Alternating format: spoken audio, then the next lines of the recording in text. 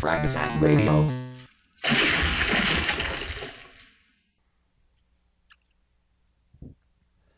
Ladies and gentlemen, welcome back for another episode of Frag Tag Radio. And here with you today is your boy Pradius. First, got to get those plugs out there.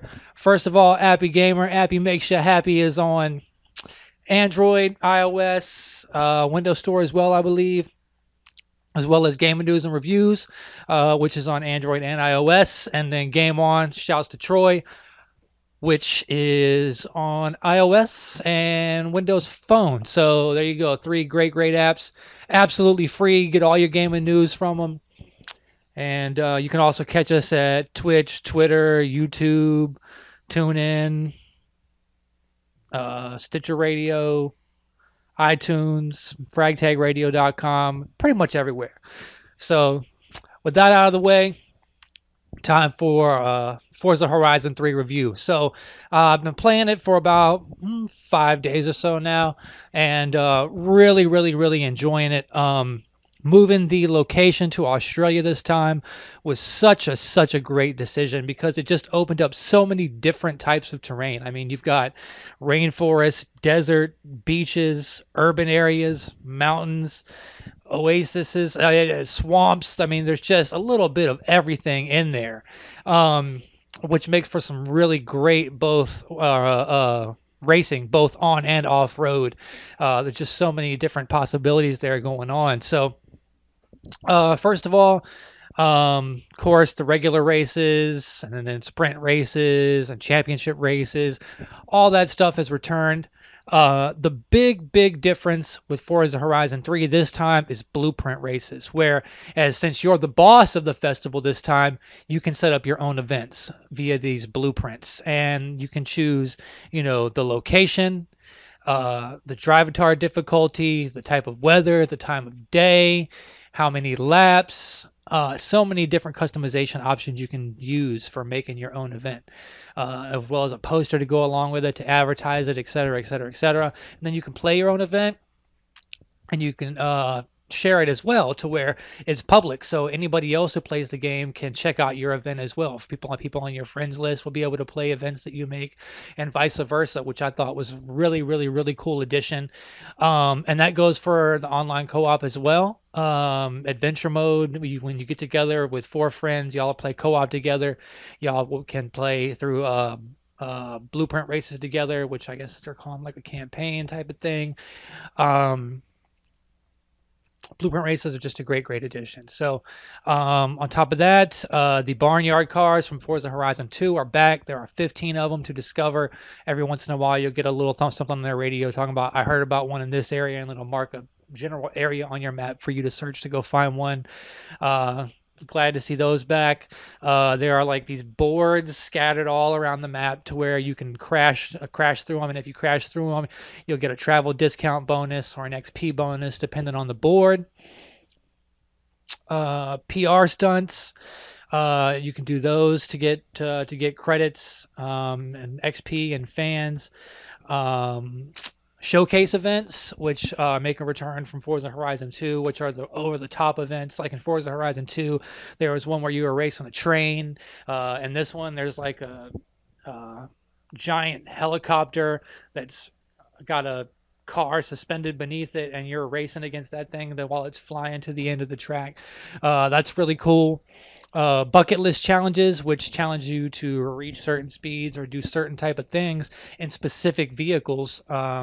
Those are back, which I also thought was, I liked those from Forza Horizon 2. Glad to see those are back, because it kind of encourages you to use cars that you normally wouldn't have used.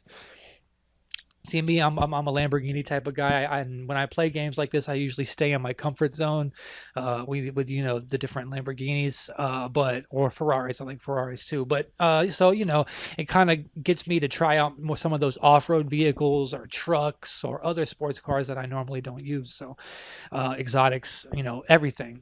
It's just a really great way to get the players to check out other things. Graphically, oh my God, Forza Horizon 3 is absolutely amazing looking. I know they said that the developers spent however many weeks, or was it even months, I don't know, out filming the skies in Australia to make sure that the skies were picture perfect. And they really are. I mean, the skies look amazing in Forza Horizon 3, but not just the skies. I mean, the terrain looks absolutely incredibly detailed. All the cars, of course, Forza is known for having immaculate looking cars, down to the very last detail, going inside the car, outside the car, underneath the car, on top of the car. Everything is absolutely amazing looking. The weather effects are great. It's got a great steady frame rate. The day and nighttime effects are awesome. Like I said, the weather effects are great. Uh, it's just a great looking game. Brings a really nice atmosphere that really kind of draws you in, and it's got a nice immersion to it. When you're playing, you actually kind of feel like you're there a little bit, especially if you've got a driving wheel, and you play in the cockpit view to kind of help you really immerse yourself in it. I do that sometimes I play in third person. I actually spend more time in third person, but sometimes I do play in cockpit view as well, just for fun when I'm feeling romantic about it. But let's see. Also, the multiplayer, I got a chance to play with a couple of the developers and some other journalists, and we went through the campaign online co-op stuff, which I talked about, and then the online multiplayer. Infected makes a return from the last Forza Horizon, which is two cars are infected, the rest are not. Those two cars go around and try and infect the other players until there's only one survivor left. That survivor is the winner.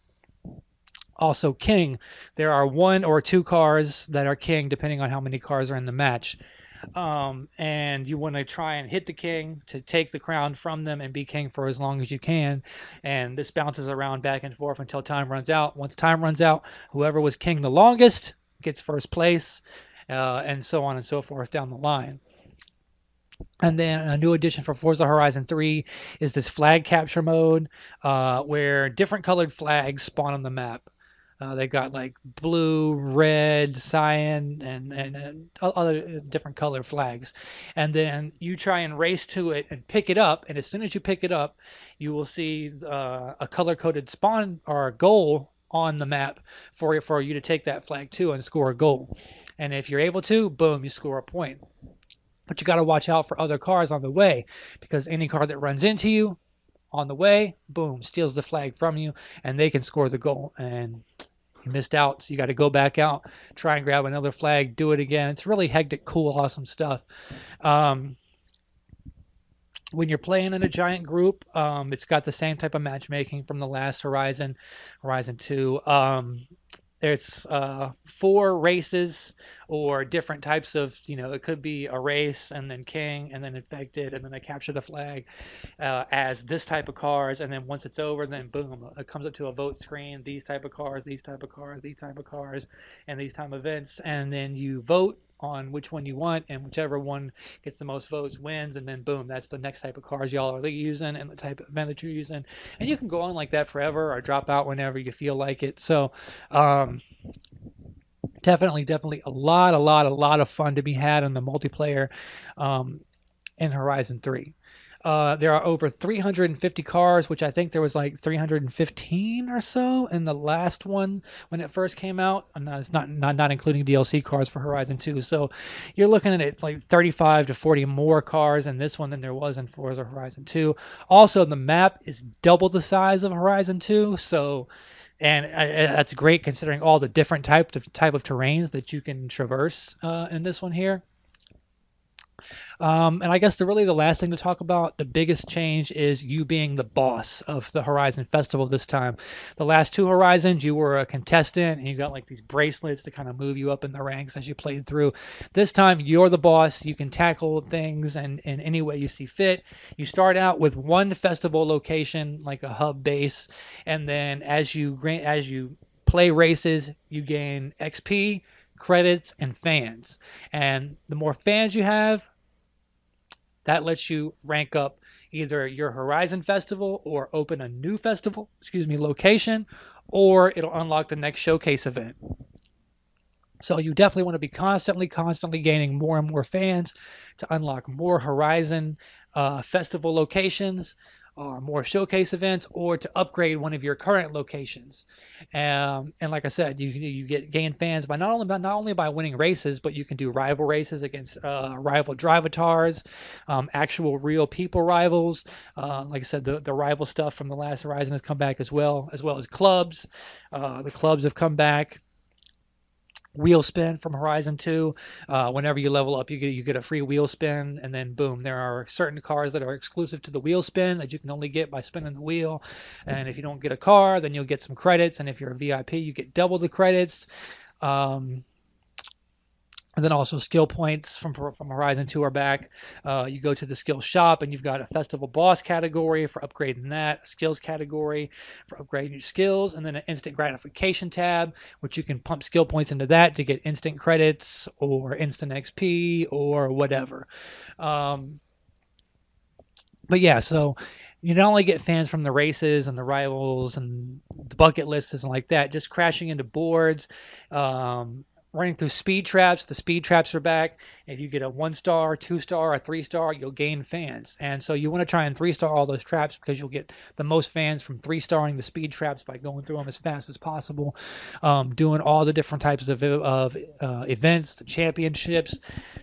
Pretty much just want to play everything, and you can tackle everything kind of at your leisure and play it as you want to play it. That's the coolest thing about Horizon. Not only just Horizon 3, but Horizon 2 was as well. To play the game that you want to play in any order that you want to play it. And if you don't feel like doing a specific race, you just feel like, digging around, you can totally just drive around and mess around and get XP and stuff from near misses and speeding and spinning out and crashing into stuff, just bullshitting around, get points from that. So,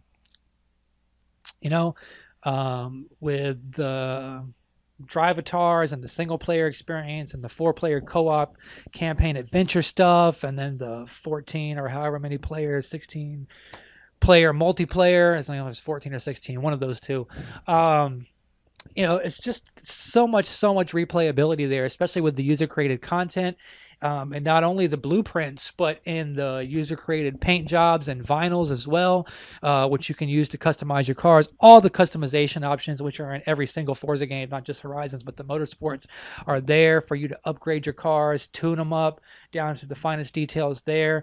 You can create your own vinyls, your own paint jobs, or you can go on there and look through sweet paint jobs and vinyls and stuff that other players have made and download those onto your cars to if you don't feel like doing all of it yourself. So you can get as arcadey and as easygoing with it as you want, or you can get as in-depth with it as you want. You can fine-tune every single detail of your car and then make your own paint job down to the last detail of that with the vinyls and all that. And then you can turn off, all the different brake assists and stuff like that and play it as a totally easy arcade racer, or you could play it as a straight simulation, advanced, detail everything how you want type of stuff. So, Forza Horizon 3, absolutely amazing game. If you haven't played a Horizon game before, I definitely recommend you check this one out. It's the best one yet. Not just because of it being Horizon, but for being the festival boss this time, the other stuff I talked about, and the location of being in Australia with so many different terrain types just is amazing. And if you're a fan of Forza, then of course you're going to check it out anyway. But if you're absolutely dead set against racing, you don't like racing games whatsoever, I don't know whether this game would change your mind about that, but I mean, I would still suggest that everyone at least check it out. There's a demo up, so it's not like you have to go out and buy it to check it out. You can totally just download and check out the demo and kind of see for yourself how you're feeling about it. So there it is. And with that, I think it's been a pretty good episode. Hope you guys enjoyed the review. If you want some more in-depth coverage on Forza Horizon 3, and more in-depth explanations, you can check out my written review on fragtagradio.com. And I will catch y'all on the flip side on the next episode. Peace. Frag Radio.